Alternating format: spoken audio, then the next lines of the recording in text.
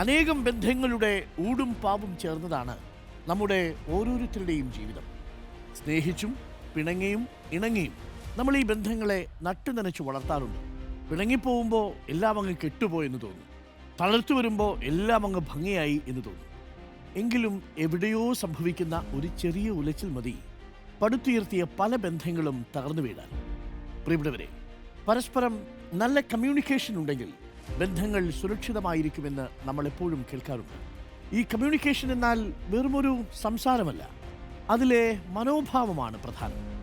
ഏതൊരു റിലേഷൻഷിപ്പിലും ഉണ്ടാകുന്ന ഒട്ടുമുക്കാൽ പ്രശ്നങ്ങളുടെയും കാരണം നമ്മൾ എന്തു പറയുന്നു എന്നതിലല്ല, മറിച്ച് അത് എങ്ങനെ പറയുന്നു എന്നതിലാണ്.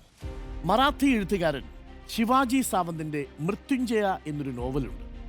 അതിൽ കൃഷ്ണൻ കർണനോട് പറയുന്ന മനോഹരമായ ഒരു വാചകമുണ്ട്.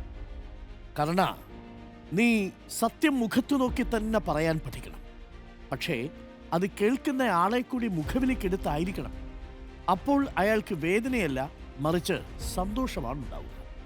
എത്ര ആഴത്തിൽ മുറിപ്പെടുത്തുന്ന സത്യങ്ങളാണെങ്കിലും പരമാവധി മുറിവുണക്കുന്ന രൂപത്തിൽ അവതരിപ്പിക്കാനാവുക എന്നത് വലിയ കാര്യമാണ്.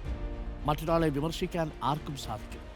എന്നാൽ പരസ്പര ബഹുമാനത്തോടെയുള്ള വിമർശനത്തിനാണ് മാറ്റങ്ങൾ കൊണ്ടുവരാൻ കഴിയുക. കുറ്റപ്പെടുത്തുക എന്നതല്ല, മറിച്ച് സ്നേഹത്തോടെ തിരുത്തുക എന്നതാവണം നമ്മുടെ ലക്ഷ്യം. കേൾക്കുന്നവന്റെ മനസ്സുകൂടി ഉൾക്കൊള്ളുന്ന രൂപത്തിൽ അഭിപ്രായം പറയാൻ കഴിയുന്നിടത്താണ് നമ്മൾ യഥാർത്ഥത്തിൽ വിജയിക്കുന്നത്.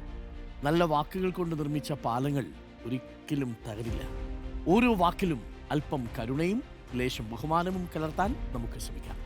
കാരണം നമ്മുടെ സംസാരമാണ് നമ്മുടെ ബന്ധങ്ങളുടെ ആയുസ് നിശ്ചയിക്കുന്നത്.